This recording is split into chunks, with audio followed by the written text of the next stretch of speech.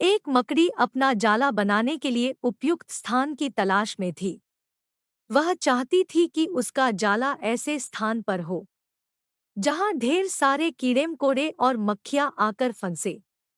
इस तरह वह मजे से खाते पीते और आराम करते अपना जीवन बिताना चाहती थी। उसे एक घर के कमरे का कोना पसंद आ गया और वह वहां जाला बनाने की तैयारी करने लगी। उसने जाला बुनना शुरू ही किया था कि वहां से गुजर रही एक बिल्ली उसे देख जोर जोर से हंसने लगी। मकड़ी ने जब बिल्ली से उसके हंसने का कारण पूछा तो बिल्ली बोली, मैं तुम्हारी बेवकूफी पर हंस रही हूँ। तुम्हें दिखाई नहीं पड़ता कि ये स्थान कितना साफ सुथरा है। यहाँ न कीड़े मकोड़े हैं, न ही मक्खियाँ।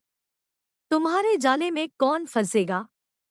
बिल्ली की बात सुनकर मकड़ी ने कमरे के उस कोने में जाला बनाने का विचार त्याग दिया और दूसरे स्थान की तलाश करने लगी।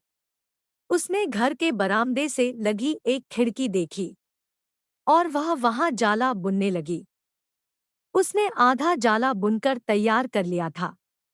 तभी एक चिड़िया वहां आई और उसका मजाक उड़ाने लगी।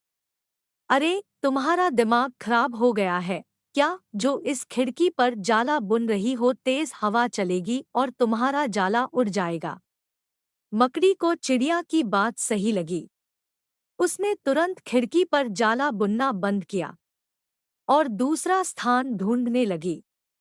ढूंढते ढूंढते उसकी नजर एक पुरानी अलमारी पर पड़ी।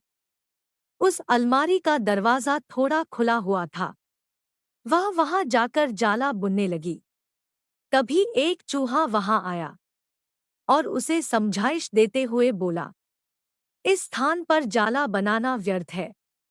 यह अलमारी बहुत पुरानी हो चुकी है। कुछ ही दिनों में इसे बेच दिया जाएगा। तुम्हारी सारी मेहनत बेकार चली जाएगी। मकड़ी ने चूहे की समझाइश मान ली और अलमारी में जाला बनाना बंद कर दूसरे स्थान की खोज करने लगी। लेकिन इन सब के बीच पूरा दिन निकल चुका था। वह थक गई थी और भूख प्यास से उसका हाल बेहाल हो चुका था। अब उसमें इतनी हिम्मत नहीं रह गई थी कि वह जाला बना सके। थक-हार कर वह एक स्थान पर बैठ गई। वहीं एक छिपकली भी बैठी हुई थी। थकी-हारी मकड़ी को देख छिपकली बोली, मैं तुम्हें सुबह से देख रही हूँ।